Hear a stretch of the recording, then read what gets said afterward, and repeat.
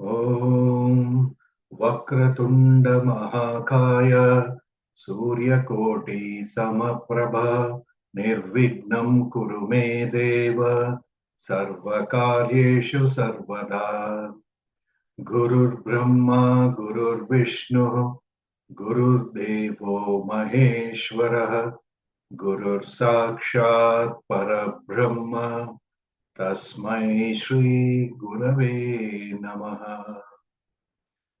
ॐ सहनाववतु सहनौ भुनक्तु सह वीर्यं करवावहै तेजस्विनावधीतमस्तु मा विद्विषावहै। ॐ शान्ति शान्ति शान्तिः। Hari Om. Friends, on behalf of Param Vedanta, I extend a warm welcome to each and every one of you for today's 30th session of our Mananam series. Today, important mantras from the Prathama Adhyaya of Kathopanishad shall be explained. In these mantras, the Upanishad addresses fundamental spiritual problems of human life, like Nachiketas, of seeing his father offering useless cows as dakshina for the yagna he performed, refuses to accept false values and empty rituals by his father. He repeatedly asks for his father, to whom will you give me? Setting the backdrop of this Upanishad. Young Nachiketa displays a high level of maturity while responding to Lord Yama's three boons. Does Nachiketa choose the path of Shreyas or the path of Preyas? What qualifications does Yama test Nachiketa before giving him the self-knowledge? And many more such important aspects are to be understood. We are privileged that Dr. Timmappa Hegde sir will illuminate us and explain the important, profound mantras of Prathama Adhyaya of Kathopanishad in a manner that is easy to understand and guide us towards deeper assimilation. Today's session will also feature an engaging teaching quiz segment led by Dr. Anupama, adding a lively dimension to our learning. Let us listen with rapt attention and open hearts. Over to Dr. Timmappa Hegde, sir. Thank you, Shiv, for a nice introduction. Sadashivasamarambam Shankaracharya Madhyamam Asmadacharya Paryantam Vande Guru Paramparam. Om Namo Bhagavate Vaivasvataya Mrityave Brahma Vidyacharya Nachiketa Secha. In today's class, we will look at the summary of the first chapter of Kathopanishad. We are not really looking at the summary. We are looking at what is the take-home message? What are the important mantras which should remain in our heart? We are so fortunate that we've got another chance to study this Upanishad once again in the context of Mananam, wherein we are able to have what is called Drida Nischaya or Manisha. Each of these mantras should be in our mind. We may not remember the details, but the essence, that is what we are looking at.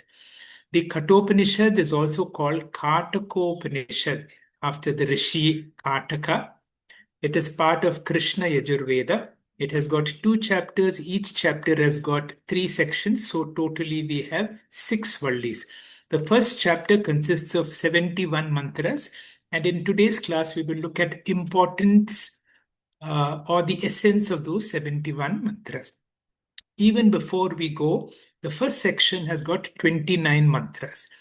From mantra 1 up to mantra 20, the Upanishad introduces the Guru, a unique Guru in the form of Yamadharmaraja, who's normally feared as the cause of death.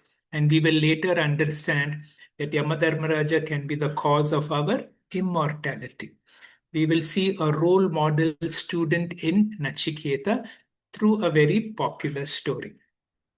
So the first Valli talks of the story, the three boons, and what is a rigorous examination a student of Vedanta goes through to find out what are the basic qualifications required for a student of Vedanta.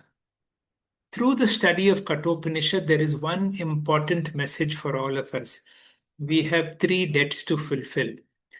We owe so much to our parents. We have to be worthy children of our parents. How do I fulfill my debt to my parents? By being a worthy child and bring glory and honor to my parents and to my hometown, my country. Second is the Upanishad through the second boon brings out the importance of what is called Lokarena. My whole life should be a life of karma yoga. It should be selfless contribution where I know I've been able to give more than I have received. And the third and most important is Acharya Rina. That means I am here to discover my fullest potential. I am Atma Brahma or the Mahavakya, and the entire Upanishad from the second Valli up to the last will talk about this Acharya Rina, which every Upanishad talks about. We have to see what is the glory of a guru. The guru tries to teach about Atma, which is Nirguna. That means it is not something that can be seen, touched, heard. It is not something that can be analyzed through the mind. It is beyond logic. And to help a student to understand not something that is objective, but something that is the very subject. The glory of the student is that he has chosen the path of moksha, the path of Shreya, compared to the path of prayer. And then finally, about the glory of the Shastras. The Shastras it is the highest Purushartha, the Parama Purushartha ever. If there is a manual that will help us to give you Parama Purushartha, that is the glory of the Shastras. Now, very interestingly, there is a twist because here comes a question of what happens after death. So, the third boon that Nachiketa asks Yamadharmaraja, I want to know if there is something that survives death. So, through this, we get to know about Atma Jnanam, this whole question of what is death. Now, the first boon and the second boon, Yamadharmaraja says Tatastu. But when it comes to the third boon, which is actually Atma Vidya, he wants to know whether it is childish immaturity or it is born out of wisdom. And in reply, the boy says, Sho Abhavaha. That means Shwa. Shwa means tomorrow. Whether all these gifts that you're going to give me, all the beautiful things in the world, your chariots, those dancers, those musical instruments, he says those two things, sarvendriyanam jarayanti tejaha, they make you lose the brilliance of all your sense organs. You will age. And then whether you like it or not, you may give all these gifts. I know I am going to live here only for a short period of time. And that is why please keep all these gifts for yourself. And the boy very clearly is not tempted by what would tempt most people in the world. He says, other than Atma Vidya, I want nothing else. And that is a very strong, not this he repeats three times. Na anyam vara nachiketam vrinite. Nachiketa is not going to choose anything else. With that, we come to the quiz.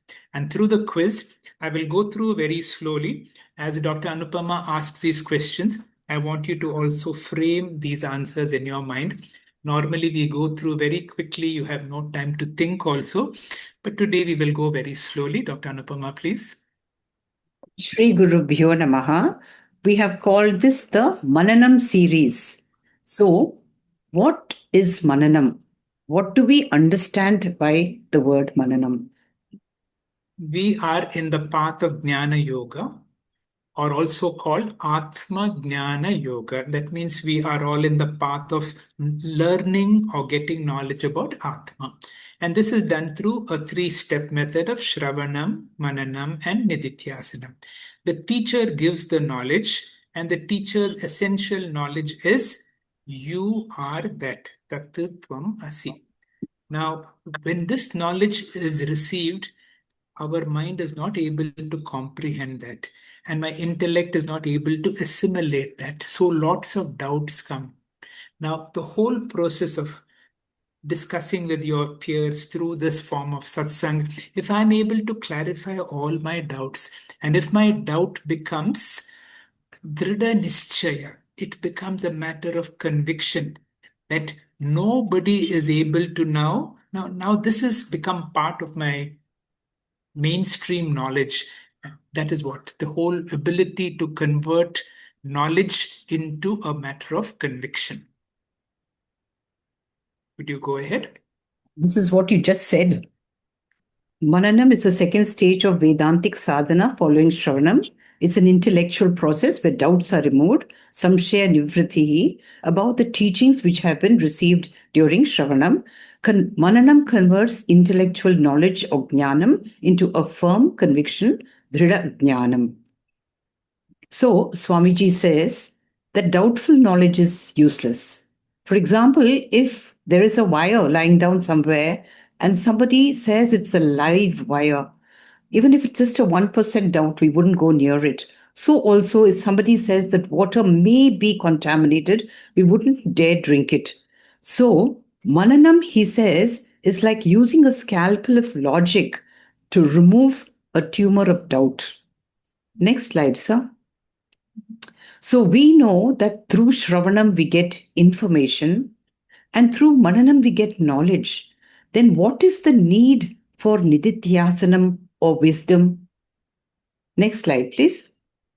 So if doubt-free knowledge or Mananam seems adequate, why should we go through the whole process of Nididhyasanam? Would you like to answer, please? You want me to answer? All right.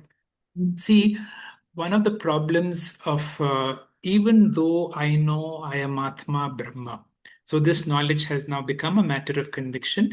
What my guru says, I fully believe the guru has convinced me.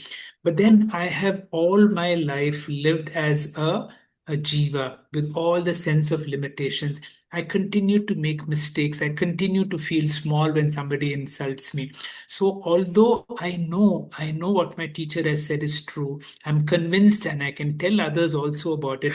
But when I go into the real life, I suffer like a small person. I don't still feel I am Atma Brahman in real life. It has not reached every cell of my being. And therefore, maybe it takes some time, it takes a certain process where that knowledge now becomes internalized. And in the most difficult moments of my life, I'm able to live the teaching. Please go ahead. Yes, sir. Although we have Drida Jnanam, it should enter our subconscious mind by repetition, or there is a process, Nididhyasanam. So, water would seep through a porous surface by gravity. Similarly, whatever knowledge that we have in our conscious mind has to seep into our subconscious mind. Now, this knowledge could be Laukika or Vaidika, but in the case of Atma Jnanam, it's about ourselves.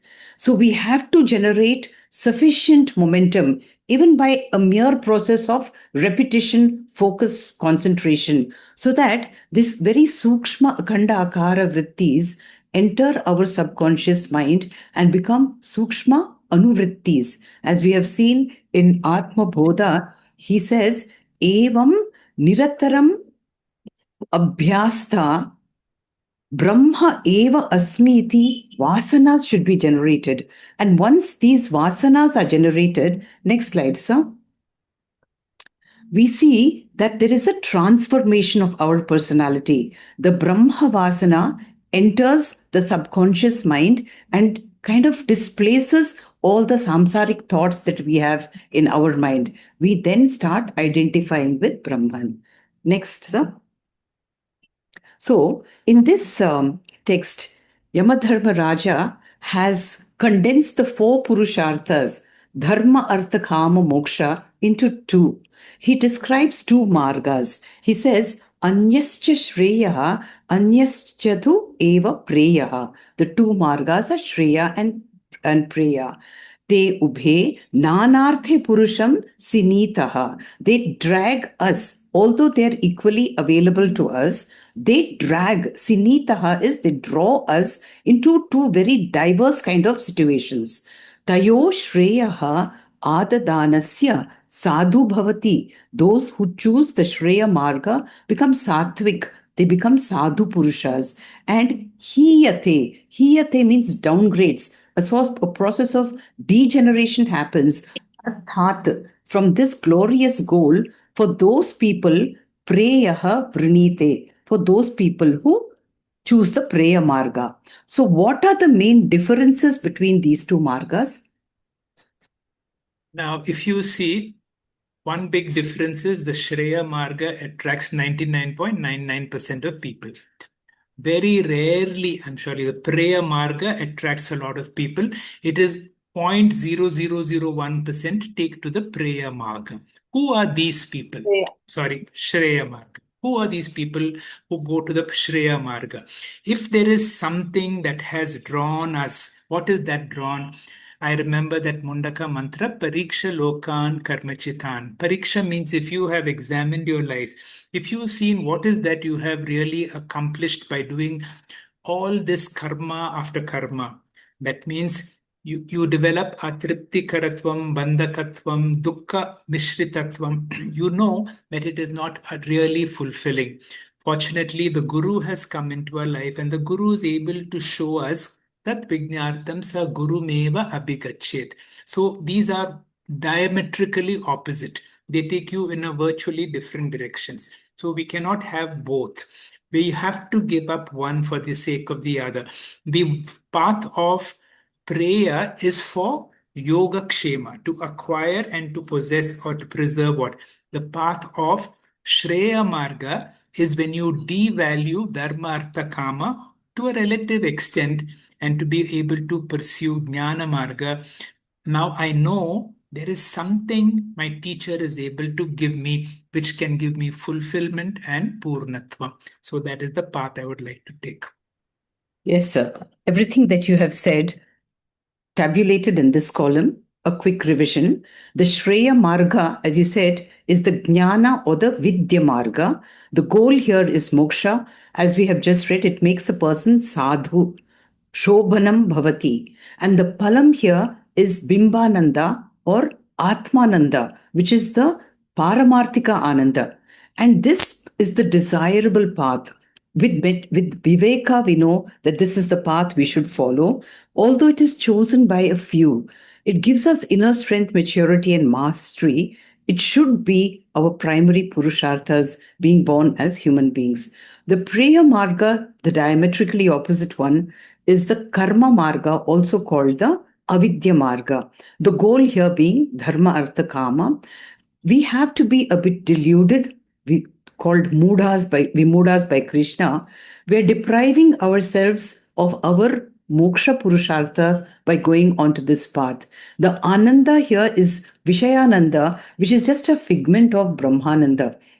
It's so appealing. That's why it is naturally liked by many. And it has whatever we get here, we have to deliberately acquire, and of course, has to be legitimately acquired from this world. We should always consider this as a secondary Purushartha, if at all. Next slide, sir. So, in this mantra, Yamadharma Raja has told about this Shreya and Preya Margas. He says it's the Dhiraha Shreyaha Vrinoti.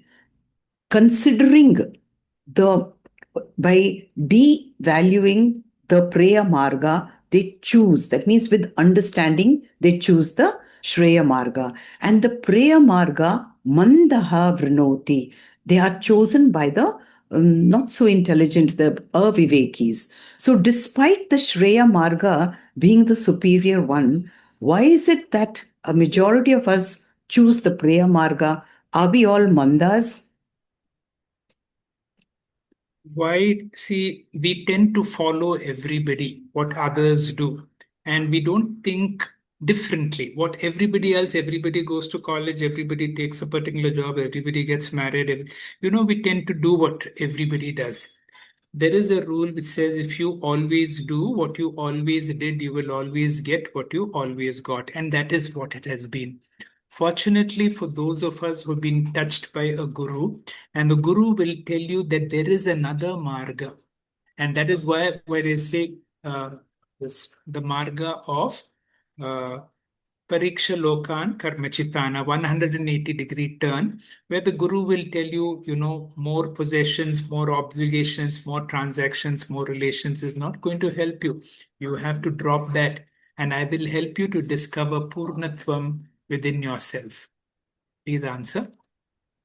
Yes, sir. But yes, sir. What Yamadharmaraja says that most of us are avidyam manyate vartamanaha. That means most of us are so steeped in the darkness of self-ignorance. Self-knowledge is such a rare thing. A majority of us don't know anything about it. And so we become entangled avivekis. What are we entangled in? Our possessions, obligations, relationships, our transactions, which are so involving, never ending. Sometimes they bring us some joy also. He says, Swayam Dhira Pandita Manyamana. And all the while we think one of us are smarter than the other, we are so bloated with our own egos. Dandramyamanaha Pariyanti Mudhaha. So he says we wander about. In Yamadharmaraja's language, wander means we perpetuate the cycle of Janana Marana. So that way, we only are fit for a rebirth and nothing else. So we look like Andhe Naiva Niyamanaha Andha. Like blind, we are like the blind being led by blind people. So we need to come out of this. So that is why we need Atma Vidya. Yamadharmaraja and Lord Krishna glorify this Shreya Marga or the Jnana Marga. What is so unique about this Atma Vidya? All the knowledge until now that we have got in our schools and colleges has been objective knowledge. Objective knowledge is about the world outside you, which can be seen, which can be touched, which can be heard, and using our sense organs and our mind. Now, when you come to the path of Atma Vidya, the teacher has to teach about something which is not an object, which is the real subject, something which is even inner to my body and mind, which is the observer of the Sakshi principle or consciousness, which does not have any gunas. That means it cannot be touched, it cannot be felt, it cannot be. So when there is no gunas, it is something so subtle that my mind and my intellect cannot think or reason. It is something beyond logic. And yet, in spite of all these difficulties, it is not an object the teacher cannot show you, the teacher cannot make you experience like we do.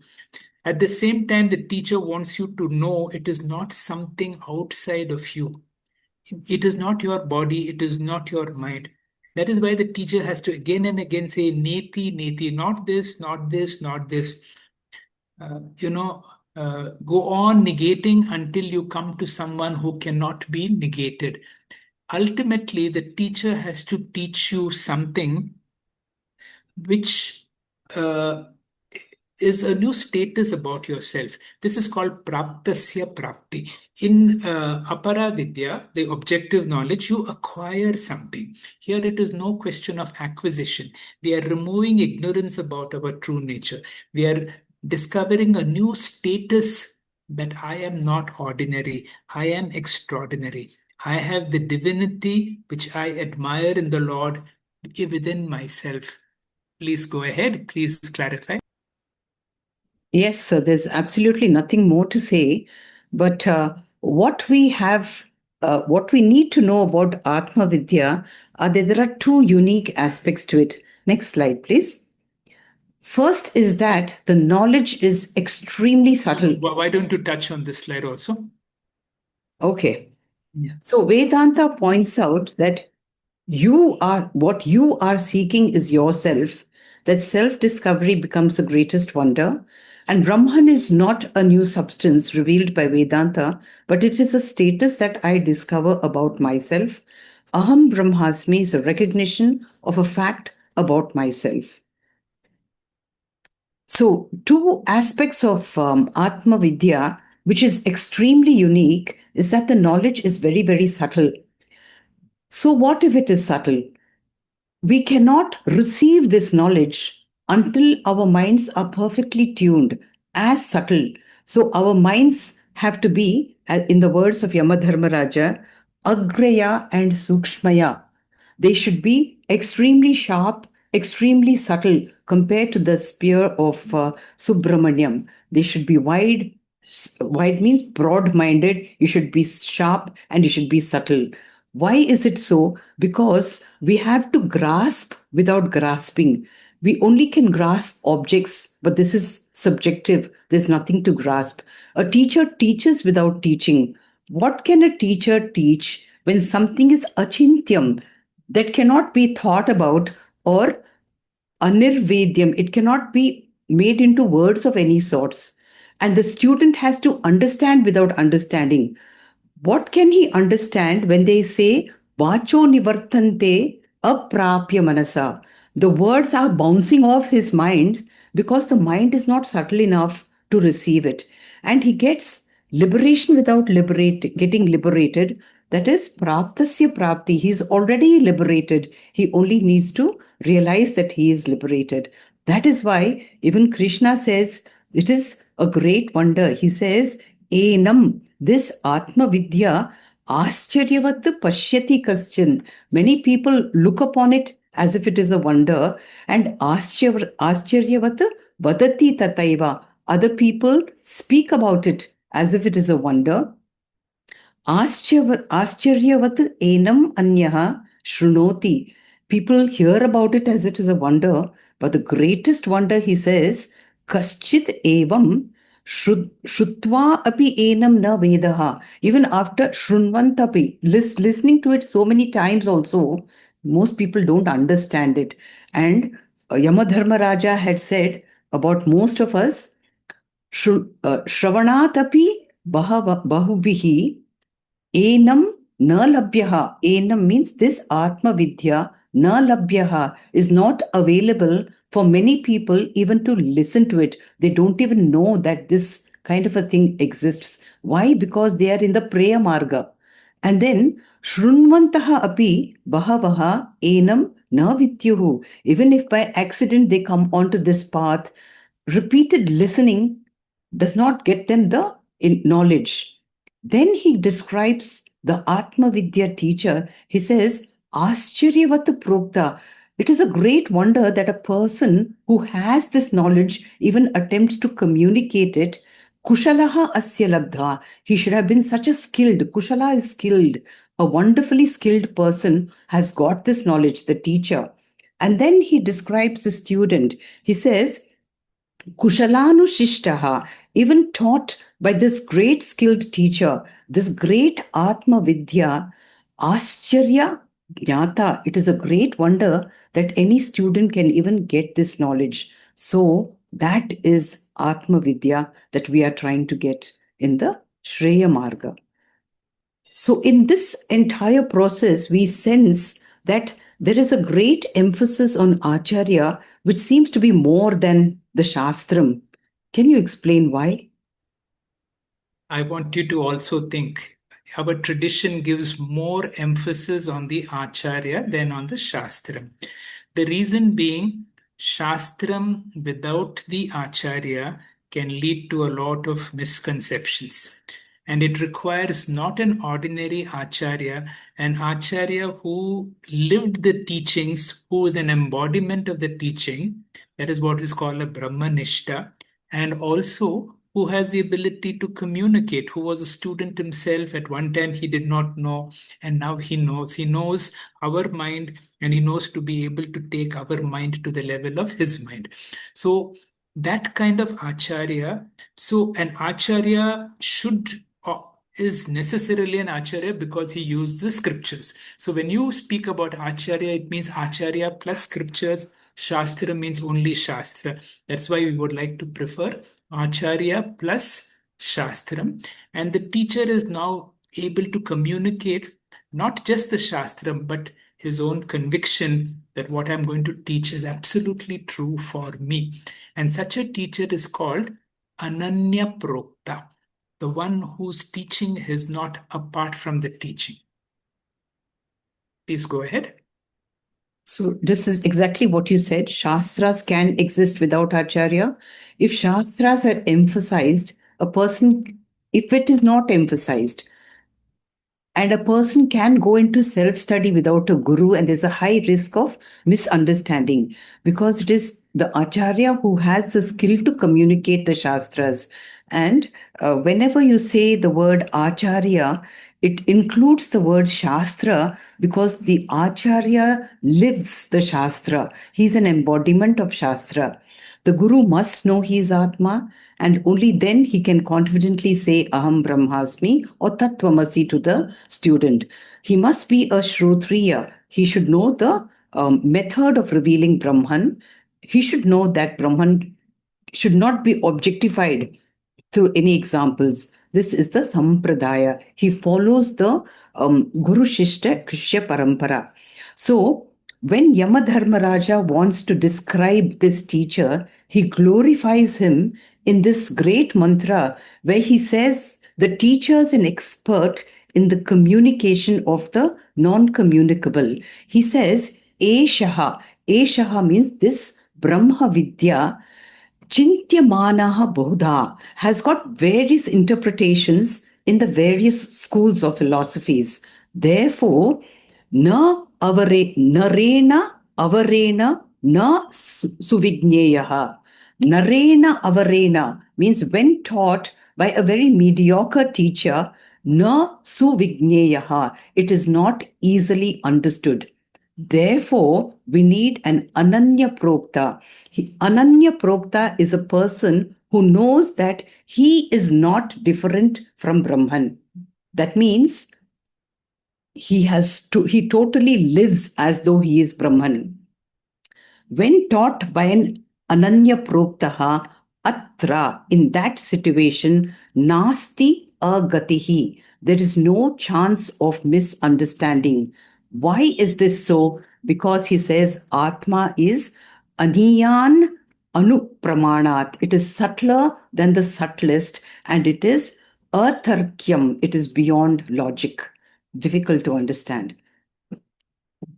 So, with all this background, we know that Nachiketas had initially asked Yamadharmaraja very early on, as his third boon, he said, Ya iyam vichikitsya manushya prete. He says, when the jiva dies, some say that the surviving principle other than the dead is the other than the dead body. Others believe that death of the body is death of the individual. He was hinting to Yamadharmaraja that he wanted to know what is it that survives the physical death of a person. This was his way of asking for Atmajnana, at which stage Yamadharmaraja thought that his mind was not prepared for this subtle knowledge, and he held on with various other explanations and other temptations.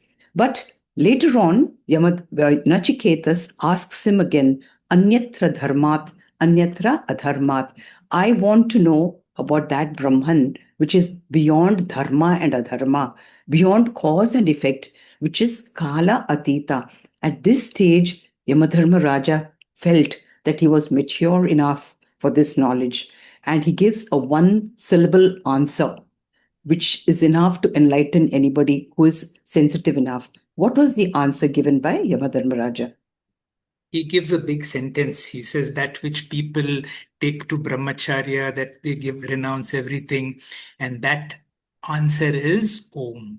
The answer to your question is Omkara. Sarva Veda Yat Padam Amananti. That which is told by all the Vedas. That because of which all people do all kinds of tapasya. And that for which they take on to brahmacharyam. Tat padam sangrahena bravime. I'm going to tell you in very brief. What is that? That is Omkara. That's right. So he later on gives various Brahma Lakshana mantras, of which Najayate Mriyate Va Vipaschita is an outstanding mantra. Vipaschita means Brahman. Why is this so? There are so many mantras, and this particular mantra, among the other important mantras, have been taken by Sri Krishna and the Bhagavad Gita. And right in the beginning, when Arjuna had to be inspired, he used this mantra, Na jayate mriyate va vipaschit. Vipaschit, of course, this is the Upanishadic verse. There is a slight modification in the Bhagavad Gita. Vipaschit is this consciousness never dies. It is never born. It does not come from something. It does not become anything. It is ajaha, unborn. Nityaha, it is always there. Sashvataha, Puranaha, it has been there from the very beginning. Na hanyate hanyamane sharire. So this is the answer to your question, Nachiketa. So when the body dies, there is something that survives the death of the body, and that is the real you. And through Nachiketa, he wants all of us to know the real you is Atma Tattvam, and the Atma Tattva is of all these qualities. Now, I want you to remember these 5 capsules. Based on this particular mantra, Swamiji wants us to remember these 5 capsules. And this 5 capsule says, I am not this body, but I am of the nature of Atma, which is eternal and which is all pervading. I am the only source of permanent peace, security, and happiness.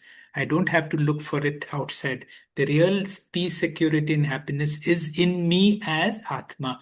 By my mere presence, I give life to this body, and through this body, I'm able to experience this whole world. And if you are being able to accept Drishti Shrishti Vada, I as Atma give existence to the whole world. Very importantly, I am of a Paramarthika, the world is Vyavahara or Pratibhasika, and therefore, just like the dream world, anything happens to the dream world or my dream body does not affect me. I am not affected by anything that happens to this world or to my body. If I forget it, I land into samsara. If I remember, it is I am in a state of moksha. Yes, sir. So, Yamadharmaraja has another way of describing the Atma. He says, Anoran Aniyan Mahato Mahiyan, subtler than the subtlest, larger than the largest, Atmasya Jantaha Nihito Guhayam. And this is present in that minute space of your heart. Tam akratuhu pashyati vitashokaha dhatur prasadat mahimanam atmanaha. He says this Atma pervades everything big and small, sarva adhishthanam, and sarva anusyutam, it pervades everything, and sarva anugatam, it is a resident of everything. Sutre maniganeva. So flowers may perish, we know, but the string remains. Where do we find this Atma? It's so confusing. It's here, there, everywhere. Where do we find this Atma? Just like the 7th chapter, 7th verse, my sarvam idam protam sutre manigana eva. I am all pervading. Now, these sort of mantras, the Upanishad has a strategy of trying to tell you, don't try to understand it through the mind. Anor aniyan. That means he's saying it is smaller than the smallest. In the same breath, he says, Mahato Mahiyan. It is bigger than the biggest. So your mind is gone. And then he says, it is within all of us. I want you to discover your essential nature. And therefore, we will come to what is Samanya Jnanam and Vishesha Jnanam. Because of the mind, Dhatu Prasadat. Now, if my mind is able to be calm or I come to a state of no mind, that is when I'm able to discover this Atma Tattva, the inner essence within all of us. And these are some great mantras that we need to remember. Yes, we coming to the Samanya and Vishesha Chaitanyam. We know You have to go on through this mantra, please. Read this mantra also. this is the next mantra. This is where do we find this Atma? To answer this question, Yamadharmaraja gives us another googly. He says, Asino dhuram vrajati shayano ayati sarvataha kastam madam amadam devam mad anyat jnatum arhati. So he describes, he says that I am the only one, meaning it's only a person, a realized person, a person with a mind as subtle and qualified as me who can explain this. He's not saying it out of arrogance, but he's allowing us to know that if a person has to let us know where we can find this Atma, they should be as spiritually evolved as he is. He says there are two aspects of this Atma. One is the Samanya Chaitanyam, which is all pervading. You cannot locate it. Let us call it Jiva 1 or the original consciousness. And to experience it, we should be without the mind as we are in sleep. Therefore, he says, Shayane Yati Sarvataha. So when we are asleep without mind, we go beyond our body, we become all pervading. That is our closest identification with Atma. And he says there is also a Vishesha Chaitanyam, which we have called the reflected consciousness, and that is localized the Chidabhasa of the Jagrat Avastha. It is the reflected consciousness which we call Vishesha Chaitanyam. Now, which of these is my real nature? Am I the Samanya Chaitanyam or the Vishesha Chaitanyam? If we have to experience this Samanya Chaitanyam, what should we do? Right. As I said, out of the 71 mantras, this is one mantra we have to break our head on. Why should we break our head on? Now, Yamadharmaraja, this is a googly mantra, and he says, Mad Anyam, other than me, nobody will understand this. So when somebody says, no, you can't understand, then you say, why can't I understand? Let me make an attempt to understand. Why only you should be able to understand? The human mind is such when they say, no, this is not for you. Why you should not do? I want that. And he says, what does he say? Asinam duram rajate. Asinam means sitting in one place, you go far away. Shayanam yati sarvata. When you're fast asleep, you are everywhere. Kastam madamadam devam. How do we know this source of great joy? And he says, other than me, nobody will be able to understand this. As Dr. Anupama explained, Asinam Duram Rajate Shayano Yati Sarvataha. It talks about two types of consciousness. When I'm awake, I use my mind and sense organs. I'm able to see the computer in front of me, the telephone, the walls, the room, and I become what is called Vishesha Chaitanyam. My consciousness is related to the wall and all the objects, including my body. But then in my background, there is the Samanya consciousness. That means the fact that I'm conscious and I'm existing is always there. When my mind goes to sleep, in deep sleep, when the mind is not there, then you discover this real me, Shayano Yati Sarvataha. The real me, I am of the nature of eternal and all-pervading consciousness. I am everywhere. There are two aspects of me. One is Asinam Duram Rajate. I'm sitting here, but my mind can go to the moon. Why? Because it is Vishesha Chaitanyam. Vishesha Chaitanyam can go anywhere, but the Samanya Chaitanyam cannot go everywhere. Why? It is everywhere. It is all pervading. So there are two aspects. And if this is understood, that means that every time there is something called Samanya, baseline consciousness. This consciousness is not conscious of any particular object. It is general consciousness. I am. But then when I know I am a man, I'm a doctor, that becomes Vishesha Chaitanya. When I know about any object, our whole training is Prati Bodha Viditam Matam. In every experience, I'm seeing the wall, ask your question, I am, that I am is Samanya Chaitanyam. I am seeing the wall is Vishesha Chaitanyam. Samanya Chaitanyam and Vishesha Chaitanyam can coexist. Normally, what happens? Vishesha Chaitanyam overwhelms us. Samanya Chaitanyam is gone. Whole Vedantic practice is Yena Rupam Rasam Gandham. In every sensory interaction, let me be aware of that Atma Tattvam. Dr. Anupama, please.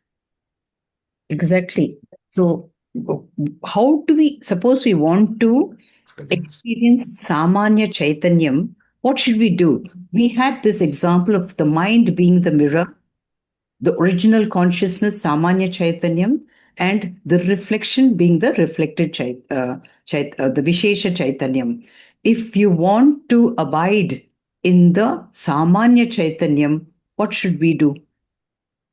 This Zen masters give one blow or they give a clap because suddenly it is like removing the mirror, it is removing the mind. In that moment of silence, a person comes to know mind and comes to this moment, my present awareness of I am. Do you want to explain? Yes, would you like? Yes, yeah. So, if we do not know how to quieten our mind willfully, like we would do in Nirvikalpaka Samadhi, we do go to sleep every day. And that is one stage when we are closest to our Samanya Chaitanyam. As we have seen in this Dasha Shloki, Shushuptau Nirastat Shunyatmakatvat Tadeko Vashishtaha Shiva Kevaloham. When you have dropped your mind, your stula and sukshma sharira, what is it that remains in you? Tadekova Shishta, that remaining thing, Shiva Aham, that alone I am. That is the Samanya Chaitanya in which if we could abide all along, we become realized people. So we have to overcome once we realize this Samanya Chaitanya, we overcome all the limitations of the body and mind. And that is when we could live the feeling of being Nitya, Nirvikara, Akarta, Abhokta, and Sarva Adhishtanam. So disidentify from the mind the reflecting medium, which is not easy. So there are many differences between Samanya and Vishesha Chaitanyam. Just stressing on this, to understand why it is much better to abide in the Samanya Chaitanyam. Can you please tell us some differences? In interaction in the world, we necessarily have to be in Vishesha Chaitanyam. Now, but an enlightened master is also like us. He or she lives in the same world and does all the interactions. How does an enlightened person who lives in the same world, does all that we do, how does such a person remain in Samanya Chaitanyam? See, at the same time, not to be overwhelmed by Vishesha Chaitanyam. Now, we have to, this is trying to focus on what is Nitya Anitya Vastu Viveka in and through all my interactions. I know I am the reality, but then for the sake of transactions, I play the role like anybody else, all the time realizing I am, and there is nothing to do, there is nowhere to go. Please explain, maybe the two-bird example. The upper bird will be the Samanya Chaitanyam and the lower bird is the Vishesha Chaitanyam, the two aspects which all of us have. We should, if we could identify with the Samanya Chaitanyam, we become all-pervading Nirvikara, Eka, Nirupadika. That means we no longer give importance to the body and mind. Achala, because we are all-pervading, we are everywhere. Akarta, Abhokta. And we should remember that dead or alive, Samanya Chaitanyam is always there. Vishesha Chaitanyam, however, is Parichinnaha. It is located, Savikara, undergoes change. Anekaha, there are as many Vishesha Chaitanya as there are people around. Everybody has his own reflected consciousness. Sopadika, always connected to the body. And Gamana Agamana, it comes and goes. It's a Karta, Bhokta, Modha. It enjoys the Vishesha Ananda, not the Brahmananda of Samanya Chaitanya. And of course, there is death for this Vishesha Chaitanya. We have seen Krishna say that Mama eva amsha jiva loke, sorry, it's gone, jiva bhuta sanatana. Mama eva amsha is the Samanya Chaitanyam, is there in everybody. But what happens? What does this Vishesha Chaitanya do?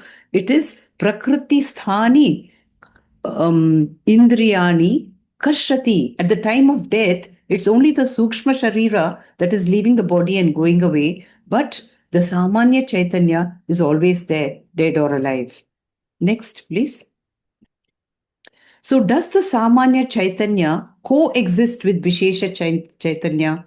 Almost answered. Certainly, yes, because Samanya Chaitanyam is always there. The problem is, we know all this, but we allow the Vishesha Chaitanyam to overwhelm us so much that the Samanya Chaitanyam is completely overshadowed. It is only in these moments we realize that there is something called I am, that Vishesha na jayate mriyate va, which is there in and through all my transactions. Yes. Exactly. Just like we see that if there is a patch of reflected sun on a very polished floor, the sun does continue to shine outside. So the original consciousness coexists with the reflected consciousness. And whether the reflected consciousness is there or not, the original consciousness is always there. Next slide, sir. So we come to this Ratha Kalpana, where Yamadharmaraja gives this wonderful analogy to tell us how we could consider ourselves as mounted on a chariot. He says, Atmanam Rathinam Viddhi, Shariram Ratham Evathu, Buddhim Saratham Viddhi, Manaha Pragram Evacha, and Indriyani Haya Ahuhu, and Vishayan Teshu Gocharan. Atmendriya Mano Yuktam Bhoktaha Ahu Manishina. So, we have got this picture of the chariot. He says, for a successful journey, in order to have been worthy of this Manushya Janma, what we should be sure of our destination. Is it Shreyas or Preyas? And we should know who is my driver. Remember, Yukta Asita Matparaha. So, I will just ask you a few short questions. Next slide, please. So, in this mantra, the chariot is compared to, you can drop the corresponding phrase. The human body, Atmanam Rathinam Viddhi. Know that the chariot, No. Shariram Ratamevatu. Okay. Yeah. The chariot, Shariram Ratamevatu. Okay. And the horses? Horses would be Indriyani Hayan Ahu. And the reins? Manas Pragravam Evacha. The charioteer? Atmanam Rathinam Viddhi. That is the Jivatma. That the Jivatma is the traveler. Atmanam Rathinam Viddhi. The charioteer is Buddhi, the intellect. Okay. Atman, he's a traveler. Atmanam. Buddhi is to Sarathi. Viddhi. Okay, the Sarathi is the Buddhi. So the Jivatma in us is the traveler. Atmanam Rathinam Viddhi. And the paths are the Shreya and Preya Marga. Yeah, Vishayan Setushu Gocharan. Yeah. So, see, now we know what this chariot is taking us, where it is going. So what about the Shreya Marga? Which of these horses would take us to the Shreya Marga? You should remember that although that is like talking about a Marga and the chariot, there is really no movement when it comes to the path because we are already that. It is only figurative that Vishnu Padam is there within us. It is not a physical journey. It is only an intellectual shift from body mind to Atma. That's right, sir. Absolutely right. The Shreya Marga involves no physical journey. It is just a notional shift in one's identity, an Atma to Atma, The roadmap being Guru Shastra Upadesha. Just as a meandering river takes a U-turn towards its source, Shreya Marga leads us to our Atma Swarupa. Next one, please. So, coming to the end, we have these two great mantras, Uttishtaha Jagrataha Prapya Varan Nibodaha in Kathopanishad, and we had in Mundaka Pariksha Lokan Karmachitan Brahmana Nirvedam Ayat. So, we have called these the corridor mantras because they are shifting us from karma yoga to jnana yoga. And here, this mantra mentions the entire range of spiritual sadhana. Can you please explain the stages? There is a lot of comparison between the last mantra of the first chapter and then this key mantra of Mundaka, which is called Pariksha Lokan Karmachitan Brahmana, where a person who is the seeker begins to take a 180-degree turn from Yoga Kshema. And from Yoga Kshema, he is no longer attracted to Nirvedyam. And he realizes Akrita Kritena. I want the infinite. The infinite cannot be achieved through any finite means. And this is possible through Guru and Shastra. Tat Vijnartam sa Guru meva abhigachet. Going to a Guru, Prapya Varan Nibodata. So the equivalent there is Prapya Varan Nibodata. Varan means to get a teacher. Prapya, obtain a teacher and enlighten yourself. And before that, Uttishtata Jagrata. Wake up from your slumber. For centuries, you've been doing, if you have always been doing what you always did, if you always do what you always did, you will always get what you always got. Now, if you want something different, Pariksha Lokan Karmachitan. That is Uttishtata Jagrata. The teacher puts you on the Jnana Yoga Marga. And this is Shurasya Dhara. The Jnana Yoga is not an easy path because you need a very subtle intellect. You need a lot of qualifications like Viveka, Vairagya, Tibra Mumukshutvam, and Shama Adi Shakta Sampatti. That is why he says this is like walking on a razor's edge. Please clarify.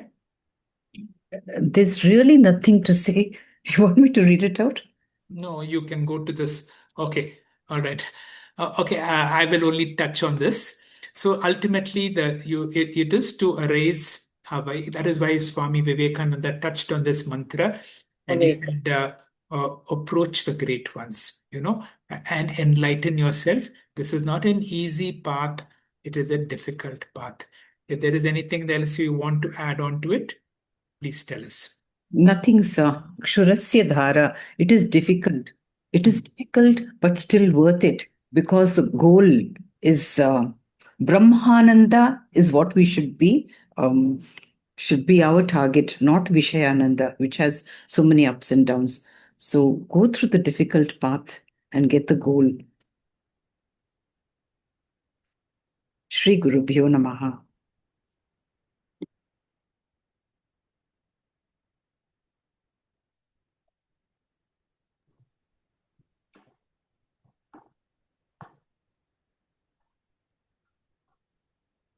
Our profound thanks to Dr. Timappa Hegde sir for a brilliant exposition of the important mantras of the Pratama Adhyaya, and our thanks to Dr. Anupama for an excellent teaching quiz. Dear seekers of truth, let us gather again in Satsanga on Friday, 6th February at 6:45 p.m. for the 10th session of our series, Selected Bhagavad Gita Verses for Daily Living, where verses 23 to 28 from the Shraddhatraya Vibhaga Yoga and verses 1 and 2 from Daivasura Sampad Vibhaga Yoga shall be explained.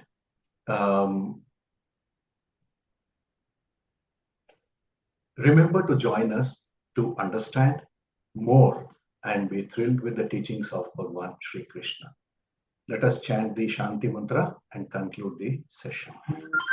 Om Purnamada Purnamidam Purnat Purnamudachyate Purnasya Purnam पूर्णमादाय पूर्णमेवावशिष्यते